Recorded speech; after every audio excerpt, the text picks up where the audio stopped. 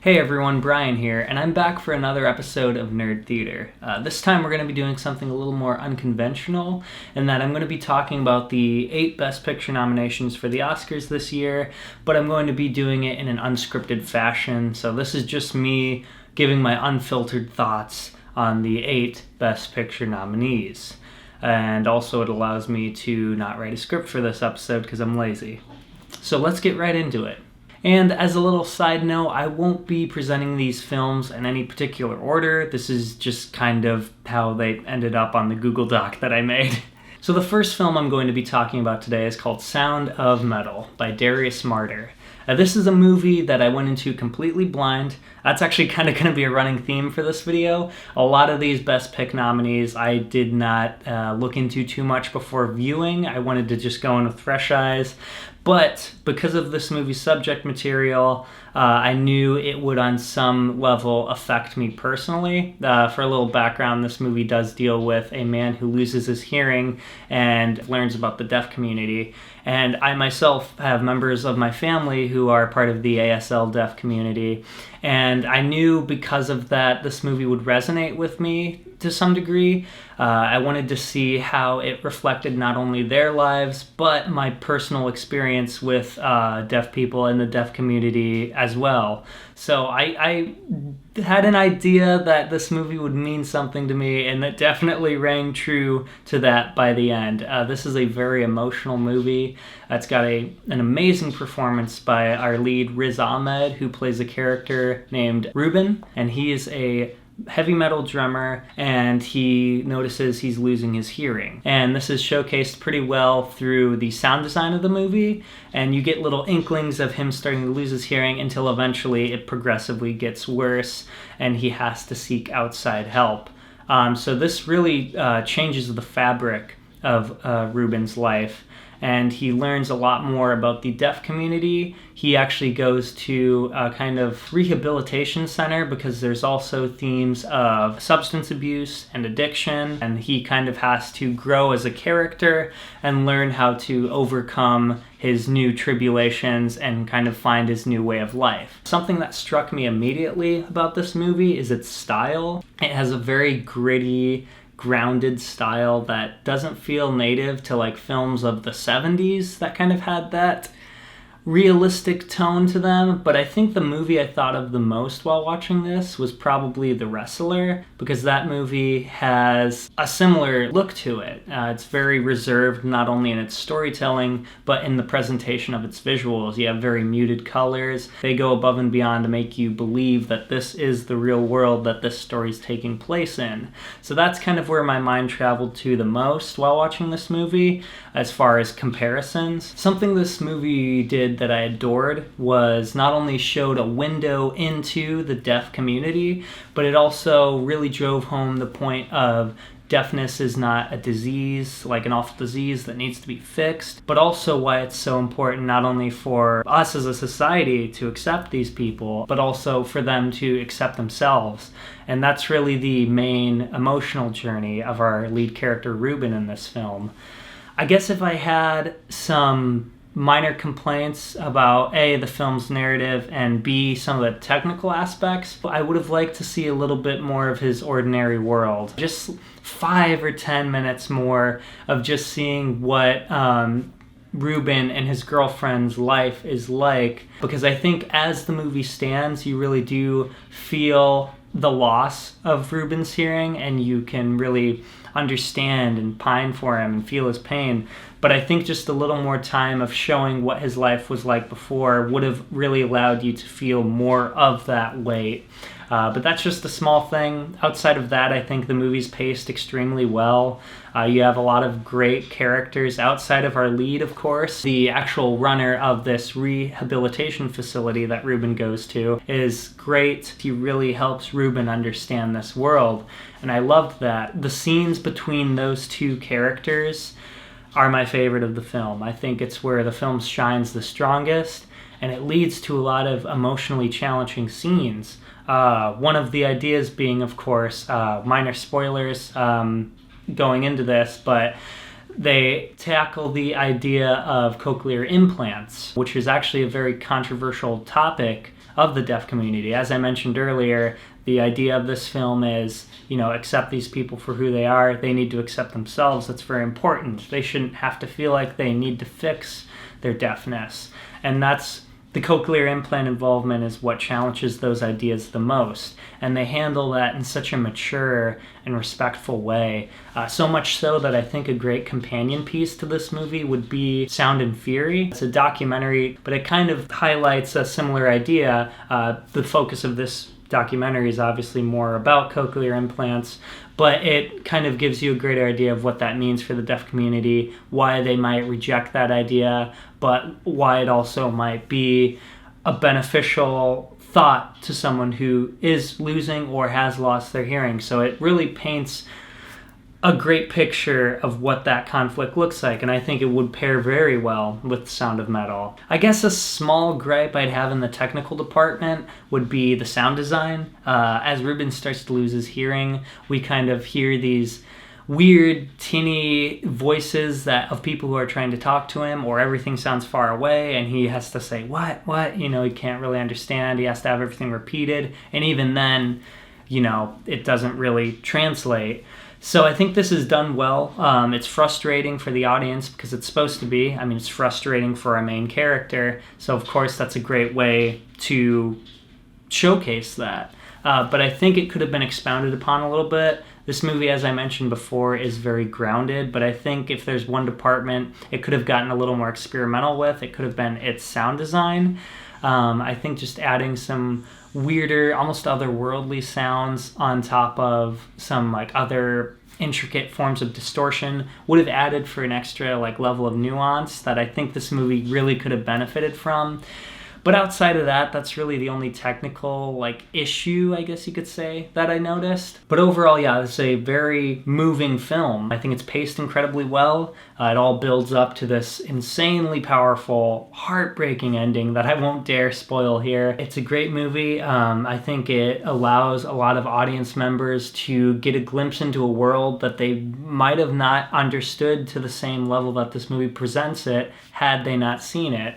And I think it's a very important film because of that. I think Riz Ahmed gives his all in this lead role. I would actually put him as one of my picks for best leading actor. I think if he wins it, I won't be disappointed at all. I think he's earned it. He did a fantastic job. All in all, this is a very powerful film.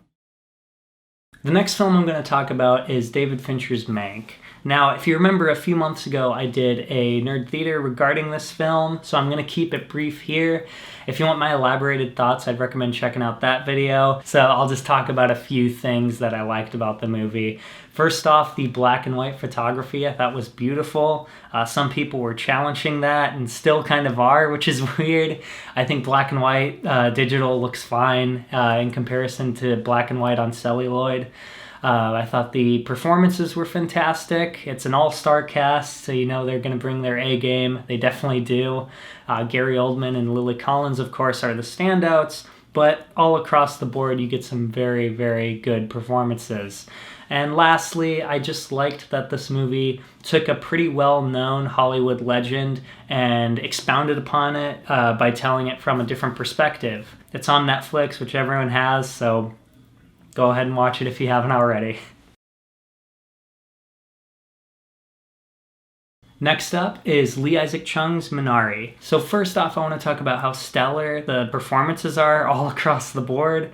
Obviously, the main focus is within the family circle, but all of the townspeople of Arkansas, including at one point Steven Yeun's character gets help on the farm, and he's great. He's kind of this admittedly kooky seeming Christian guy who ends up being very friendly and just kind of feels like a real person that you'd meet in Arkansas. And it just, they do a really good job of letting you understand these characters very well, but it also challenges your perception of these characters. That was something that I was immediately surprised by. But I do want to get into, I think, the strongest two performances of the film, and in my opinion, the characters that I tracked with the most were Alan S. Kim and Yoon Jung Yoon. They're the son and the grandmother who, of course, eventually moves to the Arkansas home to live with the family due to her declining health issues. And seeing that age gap of life between these two characters, how that separates them and divides them in some ways, but inevitably brings them together, that I think is the heart of the movie. I mentioned briefly before that this movie challenges your views of the characters, and that is true from the second the movie starts to the second it ends. I was kind of surprised by this movie, honestly. Tonally, it feels very different than what the trailers presented, and it kind of feels in a very different way, but kind of the same. It Comes at Night, which came out a few years back and had a similar dilemma of the trailer presenting it as a very traditional horror film, and then when you get into it, it's more psychological torture.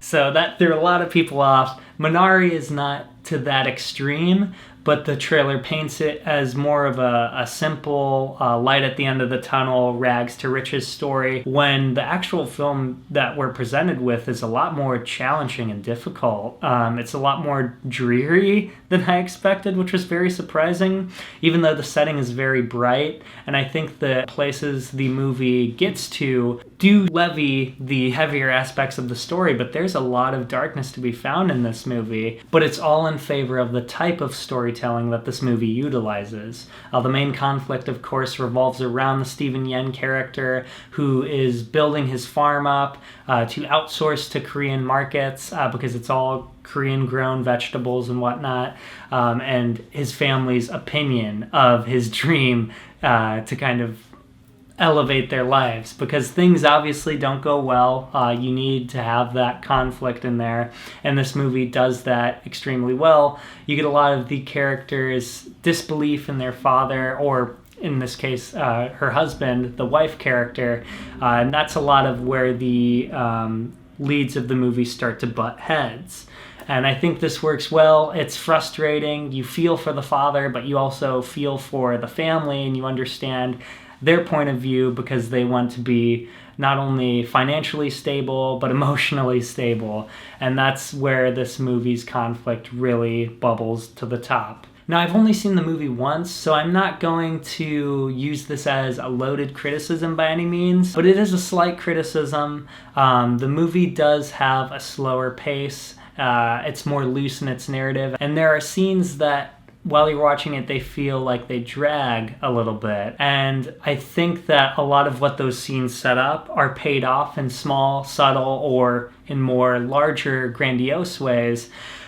But while watching it, you can't help but feel like the movie is kind of running out of tread and needs to get to the next scene. There were only a few instances of this, and I don't know if upon several rewatches or another rewatch that these problems will kind of evaporate from my mind.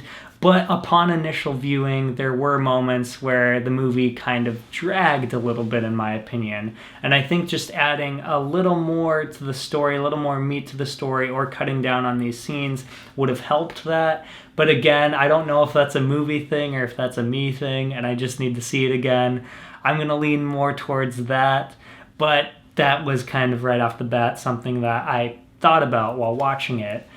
As far as the movie's story, where it starts and where it gets to, I think it's handled marvelously. It had a surprisingly quiet, open ending that I kind of was unsure of, but as I kind of sat with it more, let the movie kind of sink in, I do think it works as an effective send-off for these characters. I think the biggest point of importance of this movie is the character arcs. There's a lot of uncertainty in the farming community, especially, with anything, you starting up from the ground up and building your name of your own business is going to be challenging. It's going to have a lot of sinkholes. It's going to have a lot of moments where you have doubt and uncertainty. And I think this movie takes all those ideas and culminates into a very powerful ending. What we have for the characters is a story of them all being separate in the beginning in some way or another, but eventually growing together. I guess for one exception to this, this is actually a criticism of the movie. I don't think this will be resolved by multiple watches, but the daughter character in this film, who is played well by the actress, I'm forgetting her name at the moment, but I thought she was a good character. She adds a lot to the family dynamic, but she gets the least amount of screen time, and we don't really get to understand her character as well as we probably should have, which was disappointing to me. She kind of gets pushed to the side by the David character as far as the two children of the family go, which I did like David. I thought, again, he was my favorite part of the movie, him and the grandma. But I would have liked to see more of the daughter's perspective, what was going through her mind during all this. She's just kind of there to help move the story along a little bit. She felt like a character that could have had a little more depth. There's a scene where David and the daughter go off, and I'm actually forgetting the daughter's name, and I don't know if that's me or if it's just because how little we see her. But David and the daughter go to spend the night at their friend's house, and we get to see David spend the night with his friend, but we don't get to see any of the daughter, which moments like that make it more apparent that, yeah, we really don't get a lot of time with this character. And I think adding at least 10, 15 more minutes to the movie's runtime to show more of her life would have benefited this movie in its entirety. So while I did end up enjoying this movie, there were some issues that I had with it. Again, a lot of those will probably disappear with multiple watches, but all in all, I think if you're looking for a good, emotionally moving movie that challenges you in a lot of ways, I think Minari is a great pick. This next film by Emerald Fennell is Promising Young Woman, and I loved this movie. Right from the get-go, I really enjoyed what it had to show presentation-wise, its style, its sense of humor. I loved the lead performance by Carey Mulligan. The character she plays is very entertaining to watch, and it just was kind of pulled in as soon as it started. Obviously, it gets more complex as it goes along, but this is through and through a very entertaining movie that has a great idea of what it is. I think the strongest part of this movie, this is actually, I believe it's a directorial debut for Emerald Fennell. I think she knocks it out of the park, but I do think her best work on this film was the screenplay. I think it's a very smart script. I think it's very funny. There's even moments of meta humor. There's a fantastic scene in the drugstore, in a drugstore, where two characters are listening to Paris Hilton, and it's really goofy and it feels cliche, but it's trying to, and it's just a really good moment of meta humor that really shocked me. And I think that's one of the biggest things about this movie. It is very strong in its themes. It's a very emotional, but it's darkly comic in a very layered way. Yeah, so I guess I should get into the main story of this movie, which is our lead character, Cassandra. Before the movie even takes place, this is prior to the story's events. She was a nursing student. I think she went to college for about 2 to 3 years, and she was doing really well. She was exceeding in all of her classes when one of her friends at a party that she did not attend, one of her friends, Nina, her best friend Nina, I believe, was raped at a party. And this completely, obviously, shakes up both Nina and Cassandra's world. They both have to leave college. Nina is taken care of and consoled as best as she can be, given the circumstances, by her friend Cassandra. And that's where we take off at the start of this movie. We never meet the Nina character. We're only told about what happened to her and how that affected Cassandra's life. And it has completely changed the course of what she does. This movie opens with a showcase of Cassandra's nightlife. What she does is she goes to bars, pretends to be drunk, so a predatory male can pick her up, take her back to their place, and then once things kind of escalate, she drops the act, shows that she's completely sober, and then makes them feel awful for what they're doing. And that's the main setup of the movie. It starts off pretty low stakes, but you kind of get an immediate idea of what this film is going for. And yeah, it's kind of just her main mission at the start of this movie is to kind of make these people feel bad for their choices while also hopefully stopping this kind of behavior from proceeding, at least on a smaller scale. Obviously there's only so much she can do, but that is the main idea of the movie. She's completely devoted her life to getting these small moments of justice. That's her ordinary world that we kind of start off in. She works in like a little coffee shop that doesn't get much business. Her life has it's on standby. It's like kind of like she's in a very still moment of her life doing the same thing over and over again because of what was done to her and her friend all those years ago. So there's already a little underlayer of tragedy at the beginning of the movie, but things escalate once she finds out about the attacker's presence and his whereabouts within the local area. And so that kind of sparks the movie's revenge tone. It becomes something much more greater, and that's where things get a lot more fun. This movie, as dark as it is a lot of fun to watch. They do such a good job of making you feel empathetic for Cassandra while also questioning her motives and how far she goes. It really is kind of one of those movies where you have an inner battle with the main character because she's a likable main character. Her cause is just, it does feel noble, but the way she goes about it sometimes could cross certain boundaries, and it's just kind of that idea of how far can you go with this cause. Because the audience gets such an understanding of Cassandra's pain and what she went through, and especially what her friend Nina went through, you really do want to root for this character. And for the most part, I did find myself rooting for this character. The idea is to kind of like give you conflicting emotions, and yes, I did have that, but it was a lot of fun to follow this character, and because of what happened and because of how the stakes raise and it builds up to this climactic ending that is a lot of fun. I do think the final 30 minutes of this movie are probably where it shines the most because it feels like such an earned climax and such an earned ending that feel reserved in its own way. You really do care for this character and you'd want to see her end up okay.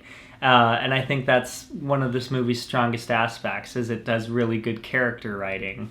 A few more things I want to talk about. I mentioned performances briefly. Carey Mulligan, obviously. She was so much fun to watch. We're with her pretty much the whole time.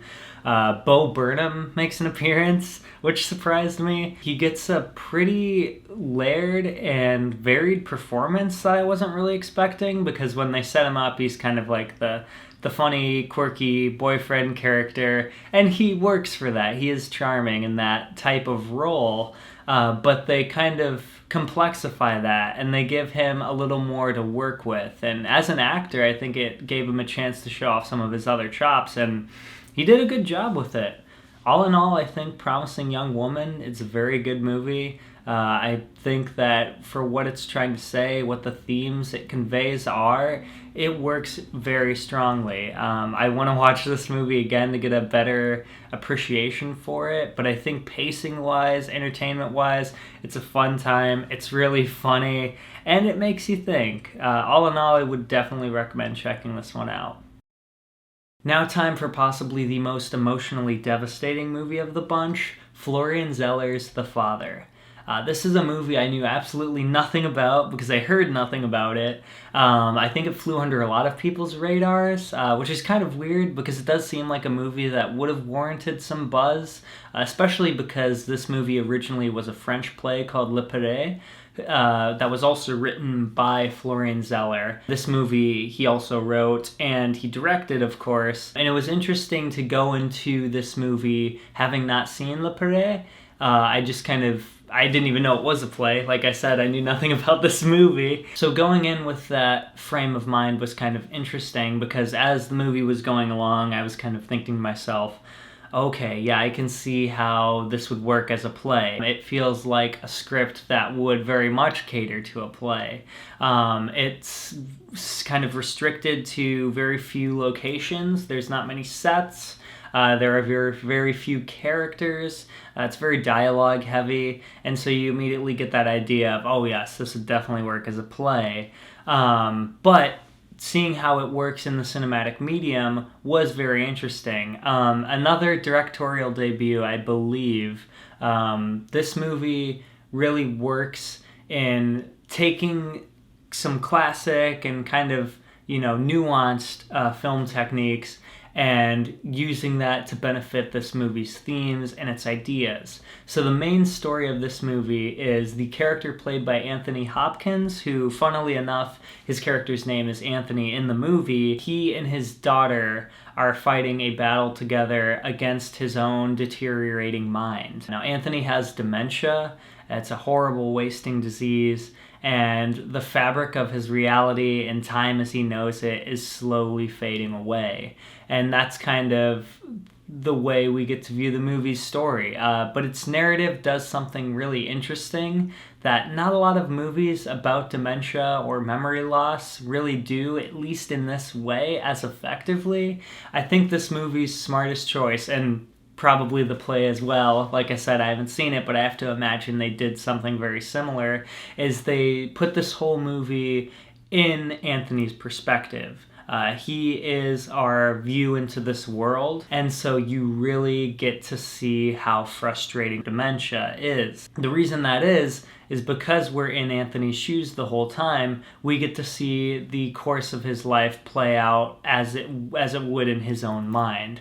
So there are weird things like when he's sitting in his room alone, a character will come in, a character will leave, and then, you'll feel like a couple minutes have passed, but then several days have passed, hours have passed, sometimes even years. And so it feels so maddening, and it feels so upsetting to view the movie in this way, because you get an idea of how awful that would be to be in this character's shoes and to not understand why or how this is happening to you. And it just ends up being a really big heartbreak of a movie. It works so well on an emotional level, and I think the choice to frame that movie in this way and give it a non-linear structure really, really caters to it. There's more subtle things what the movie does to kind of paint the idea of dementia, such as like subtle set dressing changes, or like they'll maybe change a prop in a character's hand, something on a counter in the background will change, to more obvious things like, for example, Olivia Colman, who's also great in this movie. Obviously Hopkins, I think, is the standout. I mean, he's the main character, he's who we're with the most. Which, by the way, I do think this is a career best for Anthony Hopkins. Out of the performances I've seen of him, I might need to give this another watch and, of course, go back to the other films that he's been in the past. I think this movie would still rank up high amongst his work. It is fantastically done.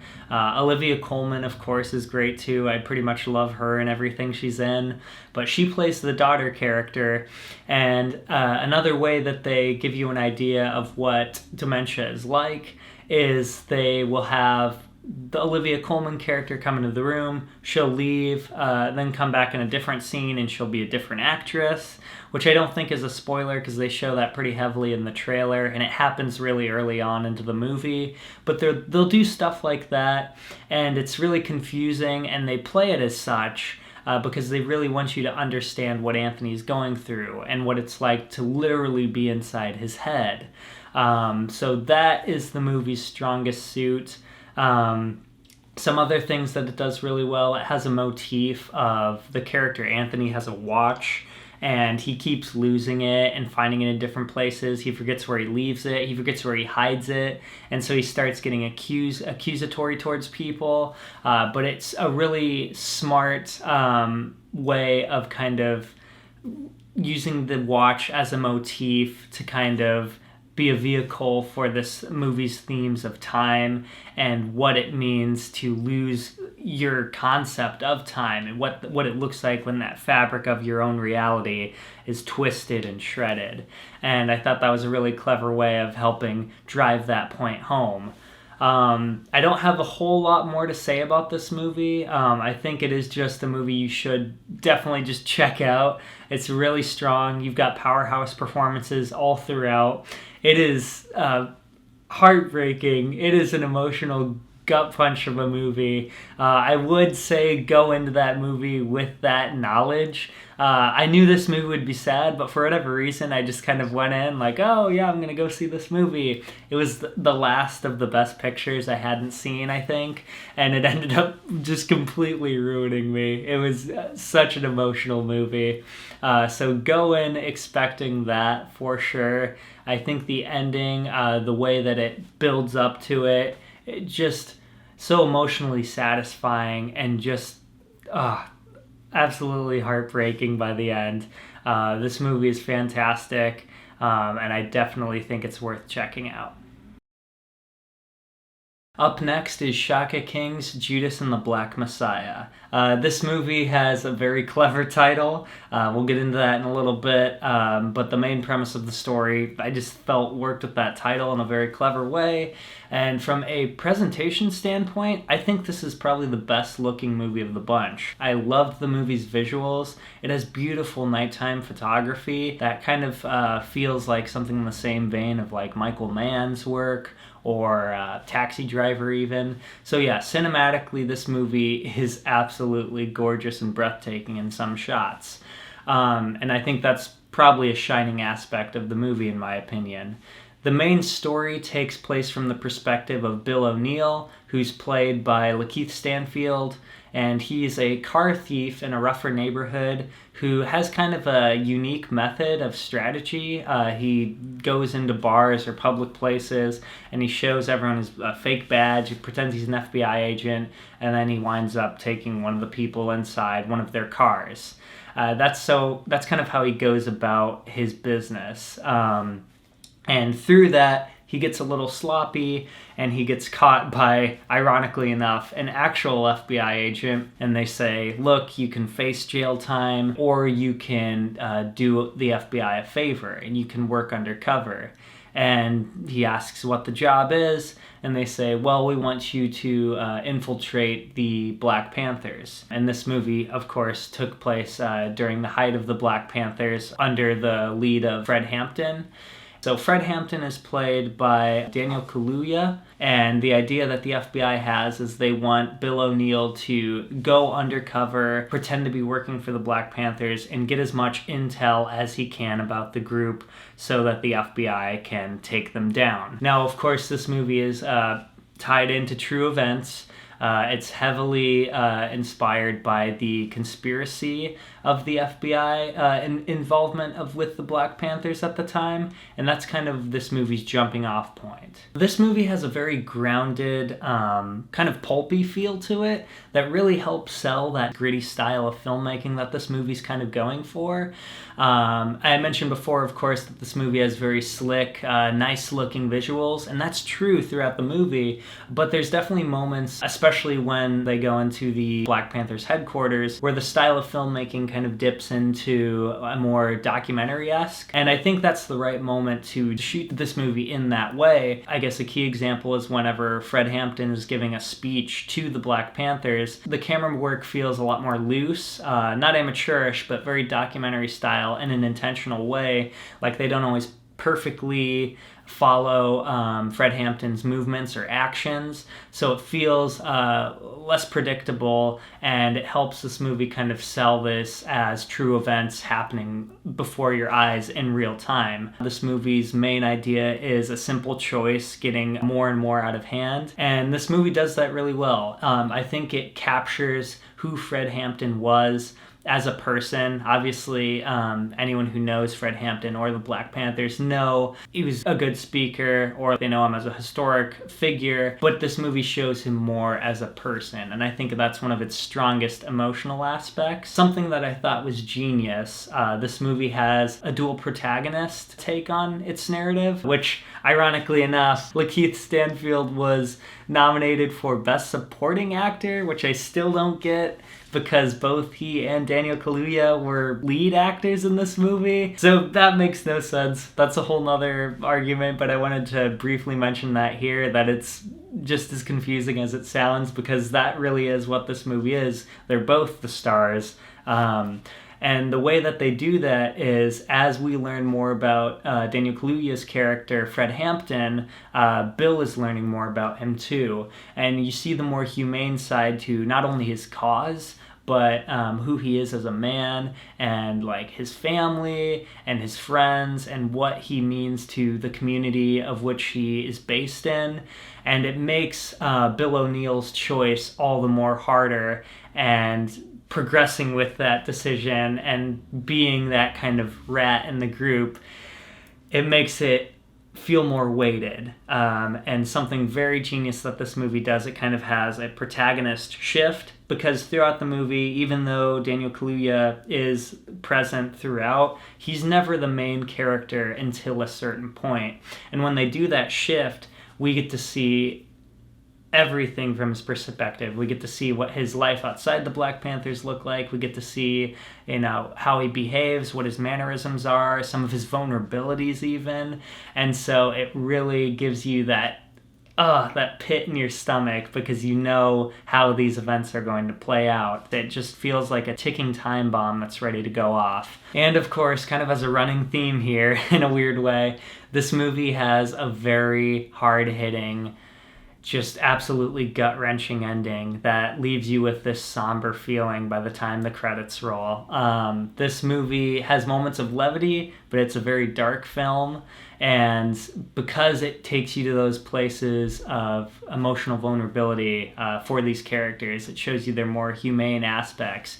It just makes the true events that this movie's depicting feel all the more real and all the more weighted, and it really just leaves you with a sick feeling in your stomach.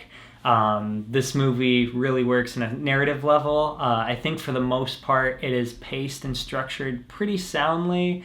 There are definitely moments where I think, even with multiple rewatches, I kind of mentioned this similar problem with Minari, but with that film I felt like the pacing issues that I had with it on the initial watch would probably be resolved with multiple viewings.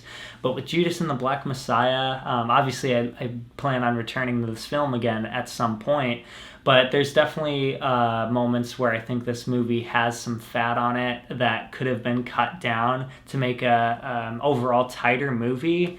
Those moments are few and far between, but they're definitely there, and I think they wound the pacing of this movie just a little bit. However, I think all in all, what this movie is going for and the idea it's trying to convey really do work. And by the end, those little pacing errors that I mentioned before more or less feel like small blotches on an otherwise really well-made film. It's got great sound design. I mentioned presentation-wise, this movie's good. That goes for the audio side of things as well. I like what this movie does. There's a couple, without giving too much away, there's a couple more tense scenes where they really rely on the silence and the ambiance within the location that the scene is shot in to really give you a sense of dread and work really well with this movie's tension. So I thought the sound design was extremely well done in this movie. It's a beautiful looking film. I think Lakeith Stanfield and Daniel Kaluuya are fantastic in this movie. They definitely deserve the best leading actor nominations for this film, because they knocked it out of the park. I'm not sure how. I am kind of curious how the Oscars are going to handle that Best Supporting nomination. I don't know if it's going to be one of those things where they backpedal on it and, he is a Best Leading Actor or whatever. we'll see how that goes. At the moment, it's still a little confusing. However, they both knocked it out of the park. I think this movie does a fantastic job of showing the narrative through that dual protagonist lens. And all in all, this is a very solid movie. I think it has minor flaws, but at the end of the day, the story that they tell and the events that they convey are very, very powerful. And now we'll be talking about Aaron Sorkin's latest directing project, The Trial of the Chicago 7. Now, of course, everyone knows Aaron Sorkin as the screenwriter. He's one of those like big tentpole writers that even if you know a little bit about writing, you've probably heard his name in some fashion. However, he's recently taken up the mantle as a director as well. He did Molly's Game a couple years back, which I actually still haven't seen. But as far as The Trial of Chicago 7 goes, I think it's a pretty solid movie. This movie takes place around the same exact time as Judas and the Black Messiah, so you kind of see similar events overlapping in both of these films. Obviously, this movie takes place from a very different perspective, as it's a courtroom drama. So this movie has an incredible intro. It's got very sharp, snappy editing, and it has a very high energy, great flow to it that I wish the movie would have maintained or went back to in some fashion. I don't think this movie has bad pacing. I think it has a very good flow throughout, but I really liked what that intro brought, and to see that come back into play later on would have worked for me. I don't know. I just really liked that intro. I think it was a really solid way to open this film. This movie has very witty dialogue throughout. I mean, I've mentioned the editing of that intro is fantastic, but something you can always rely on Aaron Sorkin for is very clever, punchy dialogue, and this movie definitely delivers that. I mentioned before it's a courtroom drama, which I'm definitely a sucker for. I think this movie is a very good one. However, I think this movie doesn't do enough to separate it from a lot of the other courtroom dramas that I've seen, and I think that ends up being one of the movie's greater detriments. That being said, this movie has some very shocking, jaw-dropping moments of unfortunately true American history. Aaron Sorkin kind of has a philosophy of writing every scene with some high varying level of tension, that dramatic conflict that's kind of built up to until it eventually explodes. And I think that works a lot for this movie. I mean, obviously with courtroom dramas, you're going to have that to some degree, so that's good. However, there's smaller scenes. If they would have dialed down on that just a little bit, I think it would have helped the film in the end. For example, there's small moments where the characters are taken out of the courtroom setting and we get to see them as people, how they're processing the trial and its events, what their next course of action is, and just what makes them who they are.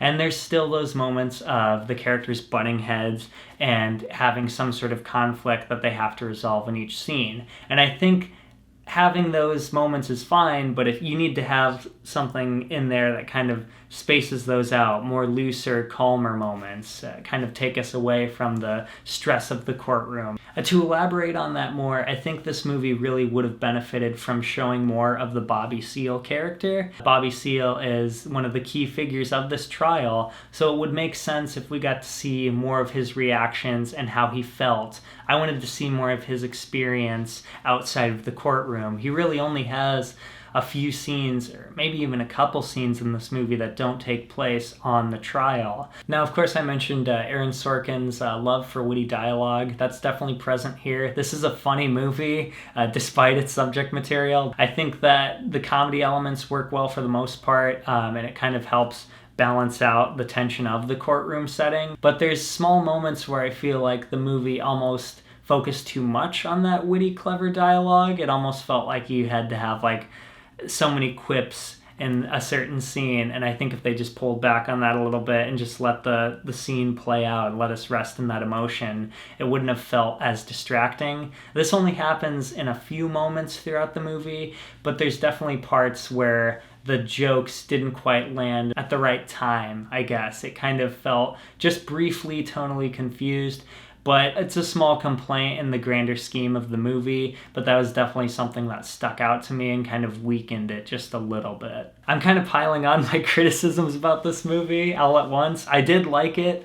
There are just some things that I think could have been a lot stronger. That being said, there are genuinely heartfelt, emotional moments in this movie that feel earned. It's impressive to me that Aaron Sorkin was able to weave in character arcs into this type of movie. The key example, I guess, being Eddie Redmayne's character, who's kind of our protagonist.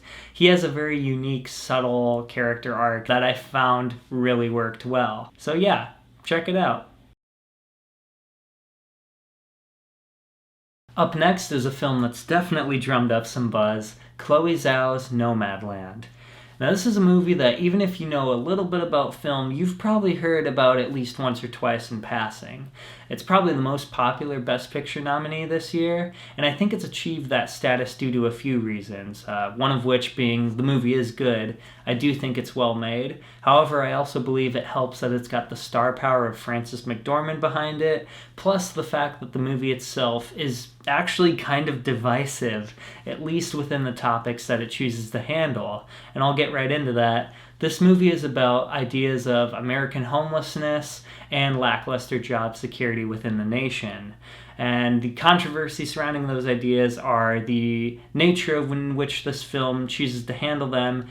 Is it genuine or is it not? And that's where kind of people are divided on. Me personally, I think this movie handled those ideas well. I think it works very well within the context of the movie, but that's kind of the discourse surrounding it, I guess you could say, that's going on right now. Now, Chloe Zhao is a director who's had a good track record. Her last movie, The Rider, this movie, Nomadland, tonally is very similar to The Rider. It's got that loose, floaty narrative that's more about like taking your characters on this great journey and having them learn some lesson that's larger than them. And that movie deals with that in a very similar way. Chloe Zhao is someone who loves Westerns. It's very clear that she's had that inspiration in her filmmaking career, and this is no exception. It's a little more subtle in its delivery in relation to Westerns than The Rider. However, the parallels are definitely still there. This movie has beautiful, beautiful scenery showcasing the Western front of North America, and they shoot it incredibly well. This movie is great eye candy, for lack of a better term, and I had a lot of fun watching it. So, getting right into what this story is about, our lead character, Fern, is a woman who is a nomad. And essentially what a nomad is someone who is kind of a rambler. They don't have a permanent home. They basically, their whole life is packed up in a vehicle, in which case Fern's would be her rundown van that she lives out of. And she's thrusted into this life because previously, before the movie's events take place, she unfortunately lost her job that both her and her husband had. Her husband passed away, and ever since then, she's just kind of been rambling, looking for job-to-job opportunities, and she mostly is just going wherever the road takes her. However, what really gets this movie going is when Fern discovers a group of nomads just like her who all group together and bond over their journeys. And that's really what kind of turns Fern's life into a new direction and where the bulk of this movie's story takes place. It becomes less about Fern's journey and more about the people and places that she goes to. Structurally, I think this movie's kind of similar to something like that of Into the Wild. While both these movies have different themes for sure, that was kind of the film I was going back to in my head the most throughout the course of this movie's runtime. Speaking of themes, this movie, I like what it does with its original ideas of the absence of a home transforming into and paralleling to the absence of a loved one, as we learn more about characters who initially were more mysterious within this film's narrative. Performance-wise, I thought this movie was great across the board. Obviously, you've got someone like Frances McDormand, who pretty much melds into every role she takes, and this movie is no exception to that. However, the rest of the cast is really good too, and despite a couple exceptions, it's mostly made up of more or less no-names. And I think that was a really smart choice, because it helps you see these characters as characters even more so. They just feel like real people, and it helps this world kind of maintain that grounded nature that it sets out to achieve. All in all, I really like this movie. Beautiful imagery all throughout. I thought it was a really well done story of the various forms of loss, and I love the emotional journey that it takes our character on. By the end of this movie, I think the last probably 15 or so minutes are the movie's strongest material. It really hits home in what it's trying to say, and the final image that it leaves you on is really powerful. So those were all of the Best Picture nominees for this year. Despite 2020 being kind of joked at as the year that nothing came out, I do think that forced the Oscars to really hone in and pick some unique, different Best Picture nominees this year. Because of course there's always that stereotypical, Best Picture, Oscar, Oscar baiting movies. And I think there is some truth to that. So I was glad and pleasantly surprised that this year's selection of Best Picture nominees were all pretty unique in their own individual way. That being said, obviously, if my Best Picture nominees would look very much different from the Academy Awards, but based on what we have here, the selection is very good. I do think that the Best Picture winner is probably going to be Nomadland. I think that's just kind of the natural choice that's going to end up on top. I would prefer something like maybe The Father or The Sound of Metal. Based on what we have here in the selection, those would kind of be the two that spoke to me the most. However, I think the most people are talking about Nomadland. It's the movie that's gotten the most attention. However, like I said before, there's not a bad picture in the bunch. If you haven't seen these movies, I'd pretty much recommend all of them. It'll kind of be interesting to see what happens at the Oscars this year, whether it be award-wise or technical error-wise. We'll see. But anyway, as always, thank you guys for watching, and until next time, stay tuned, you guys.